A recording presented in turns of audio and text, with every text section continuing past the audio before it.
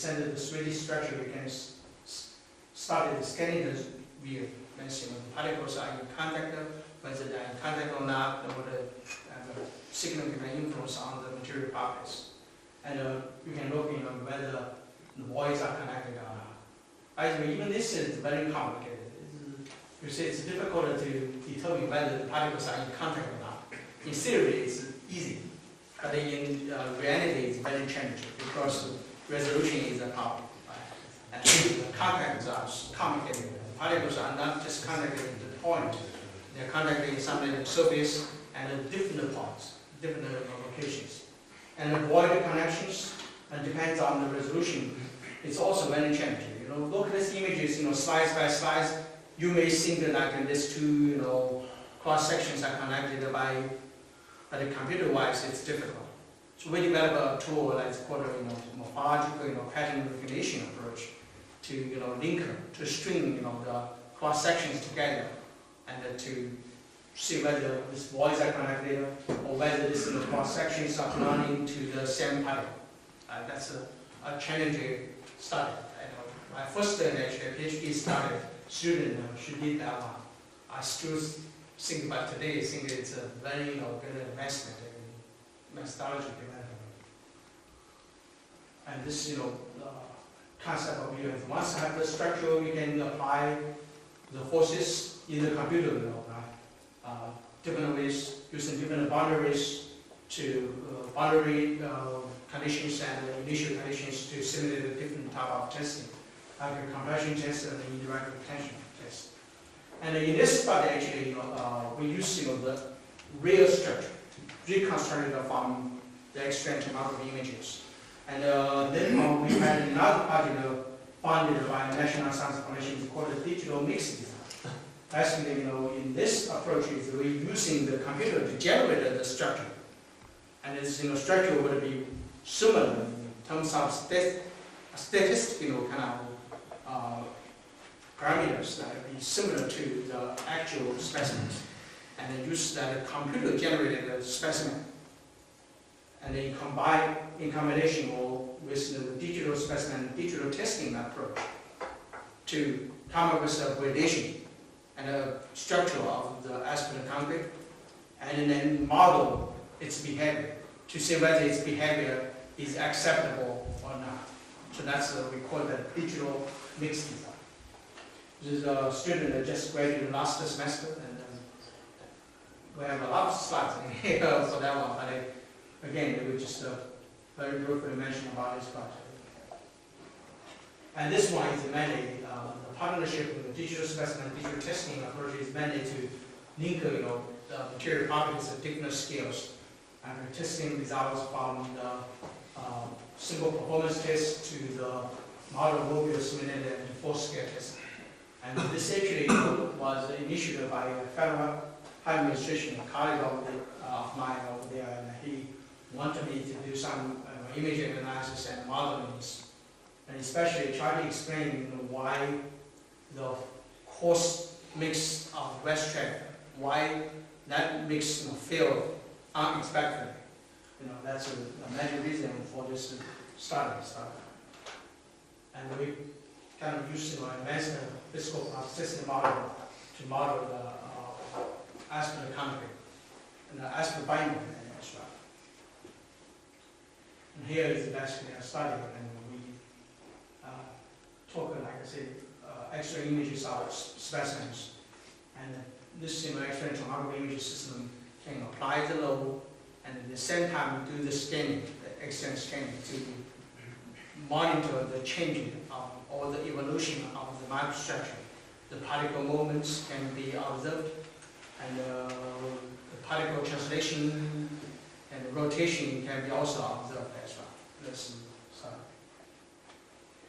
And we did this one actually, different percentage of aggregate contents, like from 5% of aggregate to 25% to 50%, and turn that one into digital specimens. And this is actually the three-dimensional finite element measure. And this measure will have different components in there, like aggregates and voids in there. So we can separate them and use different constituent models to model its component behavior and also the overall behavior of this specimens under compression. And this is basically the results we have observed, and the experimental results versus simulation results. And we can see almost especially before it's yielding or fracturing, the behavior is very kind of well modeled using the computational method. And we use this one, also similar philosophy to incorporate the void structure and the different components like aggregates and aspect binder, mastic, and air voids, and modeling the indirect tension test, and use the stress concentration factor to evaluate the mixture structure. Different, for this, this test, the load is the same. So macroscopically, they are subjected to the same type of stress. But due to the structural difference, the material microstructure difference, microstructure difference, the actual stress concentration will be different. And we find out that the average stress for the coarse mix of the west track project, is much larger than the fine plus mix. And in theory, this material will fail first, because its stress concentration is larger, especially to certain regions. And this same philosophy can be extended to aspect binder. In this case, we're using the atomic force microscope to look into the structure of aspect binder, and especially the wax. And we use the finite element approach or the so-called digital specimen, digital testing methodology to look into the stress concentration of aspect binder under tension or under compression or shearing in there. So this approach is the overall philosophy of this approach is just to incorporate the material structure. Then my understanding, the material structure is very important. So that's the major philosophy for all this study. And previously we mainly talk about the finite element approach. And next section we talk about the discrete element approaches. Using the DEM, sometimes we have some advantages, especially we can observe the movements or simulate the rotations and the translations of individual particles. But for finite element approaches, it's tough, it's difficult. For the DEM approach, we can. And I will present there are a lot of other studies follow on. And this is actually the first study we did for the DEM approach, and pretty solid, in one. It's a compression test and a shear test. And we use computer to simulate the behavior of this material. And especially we reconstruct the 3D structure of the material. Then like with the different macro image system, by this cross-section images, you cannot tell whether this, you can tell. And this particle cross-section may belong to the same particle. But we cannot identify these cross-sections by human being. By just human, it's a lot of tedious work and easy to make a lot of mistakes. And we develop a code, it's called morphological pattern recognition, to compare the cross-section area, location, and the shapes of these cross-sections, and by stringing them together into individual particles. In here, in this case, and this is a 3D particle, and these are the particles that we reconstructed, and then by looking like 4 particles together, we can have this kind of like a 3-dimensional finite element, as the mass centers of individual particle, and then as a loop, the finite element node, then can come up with a kind of experimental finite element approach. And we can calculate the strain by observing or by quantify the coordinates before testing and after testing of each particle, the mass center coordinates. And the change would be the displacement. And from this displacement, we can calculate the strains. So in a sense, this approach in a sense is a kind of non-destructive approach, and this could be considered as a sensors, natural sensors, right? The displacement, change it, and then you can calculate the strains. And also calculate the strain, the rotation. And by comparing the direction of the non-displaced axles of the particle, you can calculate the rotation of the particle. And the rotation is very important in shear bending. Shearing, the particles will rotate or not in the shear bending area.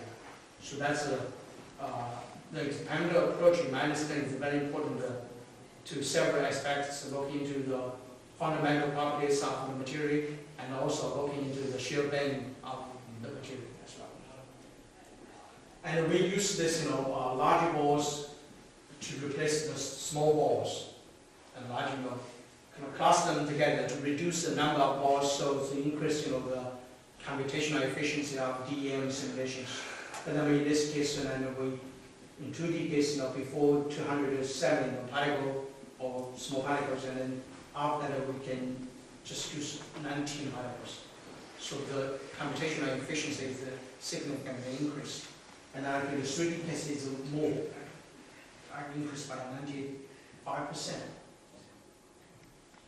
And here the testing, we did this comparison test, and this is really reconstruction of this individual specimen. And before the testing and after testing, you see the change. The particle changes, the movements as well. And the models, we basically we come up with two models. One is basically each individual particle we use the spheres, the same volume of that particle to represent that particle. And another one is we use the cluster. We use a lot of small space and cluster them together to represent the shapes of the particle. You can see this one, the shapes in here. And we will see, how important it is. The shape must be considered. That's why we study in our aspect congress with shape factors, right? And the shape, angularity, and texture. And this modeling can tell, it is true. The shape of the particle is important as well. And this is the basically translation, particle translation from simulation, particle translation from actual experimental measurement. That means, we scan the specimen before the testing, and after the testing, we scan them again and compare the mass center change, and then we know how much translations these particles have subjected. And then you see this one. If this is the classical. The classical means each particle is represented as a sphere. And you see this is kind of scattered. Data is very much scattered.